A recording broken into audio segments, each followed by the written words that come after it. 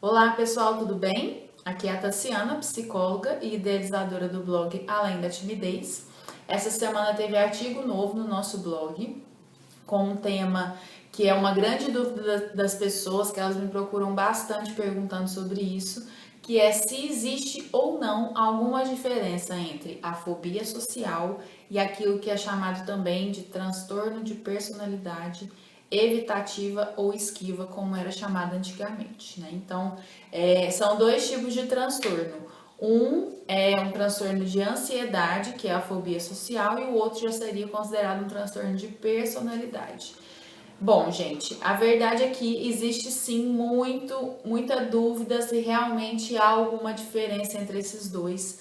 O que a gente pode dizer é que o transtorno de personalidade evitativa como o próprio nome diz, é de personalidade, ou seja, é uma coisa muito mais profunda, mais interna, estaria relacionado mais a um padrão que afetaria completamente a vida da pessoa, no sentido em que a gente está falando da forma dela de ver o mundo, de se entender nesse mundo, de entender as pessoas ao redor, né? Então, a pessoa que tem um transtorno de personalidade é uma pessoa que, né, lá nos níveis mais profundos, ela mantém essa visão, né? Então, afeta completamente 100% dos aspectos da vida dela. Quando a gente fala de um transtorno de ansiedade, estaria ali num nível um pouco mais, vamos pensar assim, na superfície da história, né? Então, é lógico que existe a fobia social generalizada,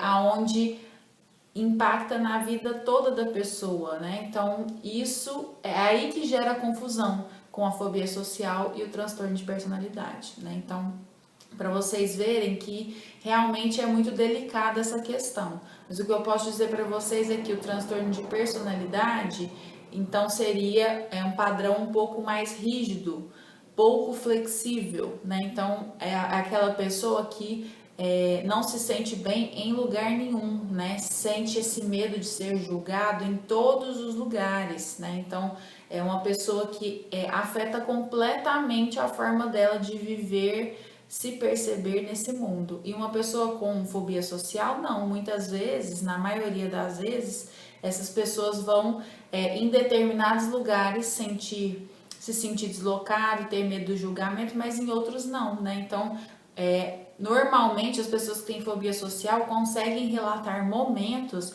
em que elas se sentem um pouco mais à vontade, né? Às vezes com a família ou com um amigo ou outro. Agora, a pessoa com transtorno de personalidade evitativo, provavelmente ela não vai conseguir dizer um momento em que ela se sinta realmente livre dessas coisas, de se sentir julgado, de se sentir inadequado e de evitar as situações. Então, vocês percebem como é uma coisa mais extrema a questão do transtorno de personalidade, né? Agora, também tem muita gente que fala, às vezes eu não sei o que eu tenho, se a minha questão é um transtorno de personalidade ou fobia. O que eu digo para vocês, gente, é procurem um profissional e juntos comecem a traçar esse diagnóstico. Não é uma coisa simples, né? Às vezes a gente faz ali as primeiras avaliações e até diagnostica uma fobia social generalizada, mas na medida em que o tratamento vai avançando, a gente percebe que o padrão é muito mais intenso, que está muito mais rígido, inflexível, e aí a hipótese do transtorno de personalidade já começa a ficar mais clara, né? Então, não é um diagnóstico simples de se dizer, né? Então, se você tem essa dúvida e às vezes até já faz um acompanhamento com um psicólogo, converse com ele sobre isso, né? Tentem entender aonde é que você se encaixaria melhor, né?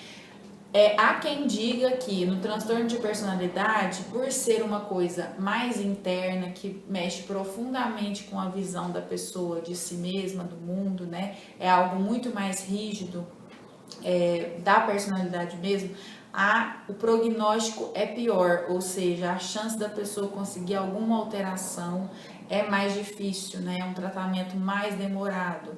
Mas hoje já existem alguns estudos que dizem que há sim a possibilidade da pessoa ter modificações, né? Quando em tratamento ela consiga flexibilizar alguns padrões, consiga melhorar algumas questões desse transtorno de personalidade. Então não desanimem, né, se alguém cogitar que você tenha um transtorno de personalidade ao invés de uma fobia social.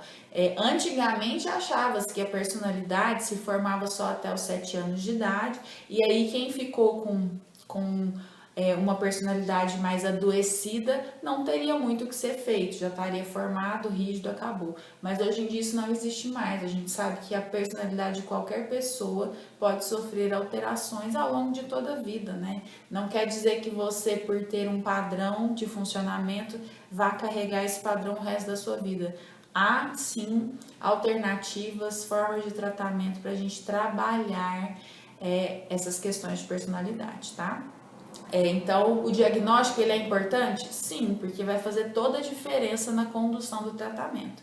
Mas também não é uma coisa simples que talvez seria fechada do dia para a noite. A gente começa trabalhando com uma hipótese e se for possível, necessário, a gente altera, tendo em vista aí toda essa confusão que existe. Tem vários autores que dizem que, na verdade, no fundo é a mesma coisa. Tem autores que dizem que existe uma alta probabilidade de ter comorbidade entre os dois, ou seja, que a pessoa tenha as duas coisas, o transtorno de personalidade e a fobia social. Então, na verdade, não existe uma única resposta para essa pergunta, gente. A verdade é que ainda estamos aprendendo sobre isso, mas isso não quer dizer que não exista tratamento ainda, né? Mesmo não tendo certeza se existe diferença ou não, pessoas estão sendo tratadas, pessoas estão melhorando suas vidas com um tratamento psicológico. É isso que é importante vocês saberem. É possível a gente trazer melhoras para a vida das pessoas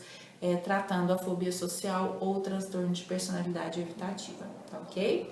Bom, espero que tenha, de certa forma, clareado algumas coisas para vocês e até semana que vem. Tchau!